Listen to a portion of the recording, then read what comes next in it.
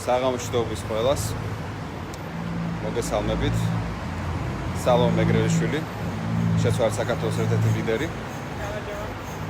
ჩვენ გადავწყვიტეთ, რომ მოსახლეობას გაუხსნათ ყველა სახელმწიფოს, ყველა სამინისტროს კარები და შიგნიდან ვაჩვენოთ რა ხდება შიგნით, როგორ მუშაობენ, რას აკეთებენ რეალურად და ჩვენ დავიწყებთ ასე ვთქვათ დაბალწონიანი სამინისტროდან, ეს არის საგზაო დეპარტამენტი, რომელიც ყოველ 4 წელიწადში ერთხელ ვიგებს ხოლმე წინასაარჩევნო გზებს და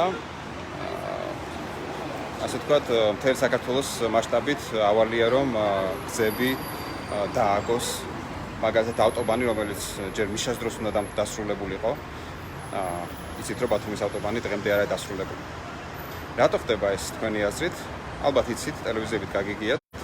თუმცა უფრო დაგიკონკრეტებთ, იმიტომ რომ ჩვენ ყველა სამინისტროსთან გვაქვს ურთიერთობა, ჩვენი სხვა კომპანიების გამო, დღესაც მიმდინარეობს სახელმწიფო ურთიერთობა სხვა მიმართულებით, ამიტომ ჩვენ შიდა სამზარეულო ვიცით.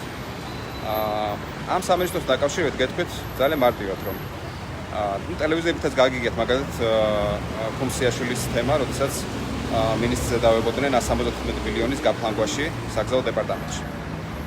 ასევე არის ბევრი შემთხვევა, როდესაც ჩვენ პირადად ასე ვთქვათ ვიცით ამ ინფორმაციაზე, იმიტომ რომ კონკრეტულად ერთი კომპანია ამ საკითხს უთარგმნიდა მათ უცხოური სასამართლოსთვის, იმიტომ რომ დავა ჰქონდათ. და მოკლე ისტორია არის ეგეთი, რომ რომელიღაც კომპანიას მოკლედ უხდიან ფულს წინასწარ ავანსის სახით. ეს ყველაფერი ლეგალურად ხდება, ანუ ასე ვთქვათ, ფარატინა ქაღალდის არავინ არ აძლევს, ანუ რეალურად არის დოკუმენტი იმ უცხოური კომპანიისგან, რომ იმათ მაგალითად ყაზახეთის ბანკში უდევთ ვთქვათ 75 მილიონი გარანტია ბანკისი და ამ ბანკის საბანკო გარანტიის გამო ვთქვათ, ქართულ მხარეს შეუძლია ჩარიცხოს ეს თანხა. თუმცა პრობლემა იმაშია, რომ ასე ვთქვათ, ეს გადარიცხული თანხა შემდგომ აღმოჩნდება დაკარგული ძალიან მარტივი მიზეზის გამო და ეს ერთი შემთხვევა რო იყოს კიდე ხო. ეს არის რამოდენიმე შემთხვევა.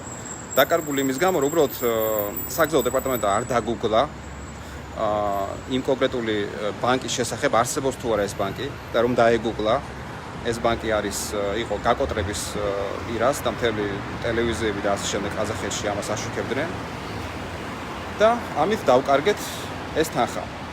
ეხლა თქვენ თუ გადაწყვეტეთ ეს თანხა ვის ჯიბეში წავიდა, ეს იყო გარიგება, არ იყო გარიგება, რაღაც იტალიური კომპანია იყო, რომელიც ყაზახეთში ატომად იყო რეგისტრირებული, მაგრამ რაღაც ესეთი აბსურდული რაღაცები, ანუ დამაეჭვებელი ფაქტორები იმდენად ბევრია, რომ ტენდერების კომისიას უნდა განეხილა ეს და მინიმუმ უნდა გადაემოწმებინათ. ასევე იყო უკრაინის თემა, რომელიც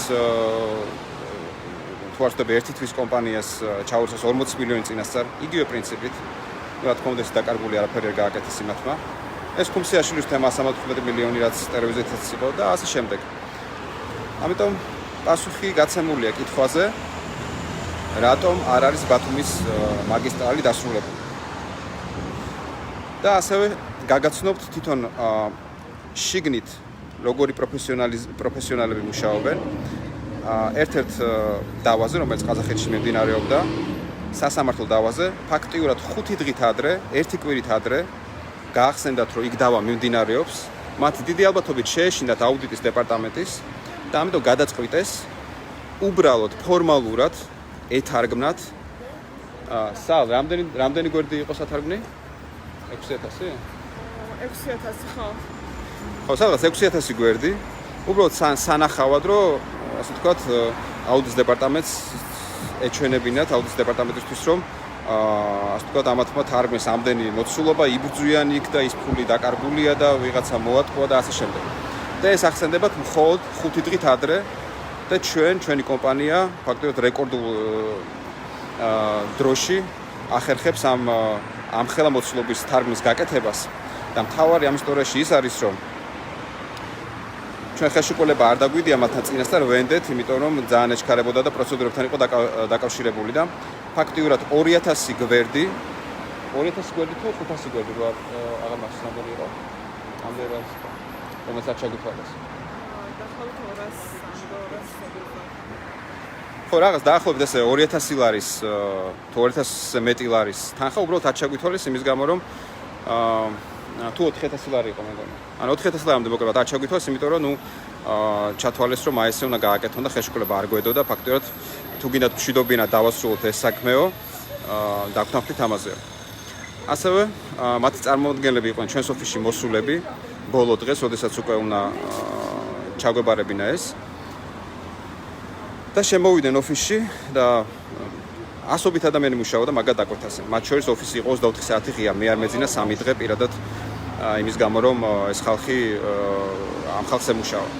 და შემოდიან ცინიკური დაცინვით, ამდენი ხალხი თვალები ჩაღამებულები და აბა ეხლა დოლგარმონი მოიტანეთ, უნდა დაგიკრა დოლგარმონი და უფრო სწრაფად იმუშაოთ.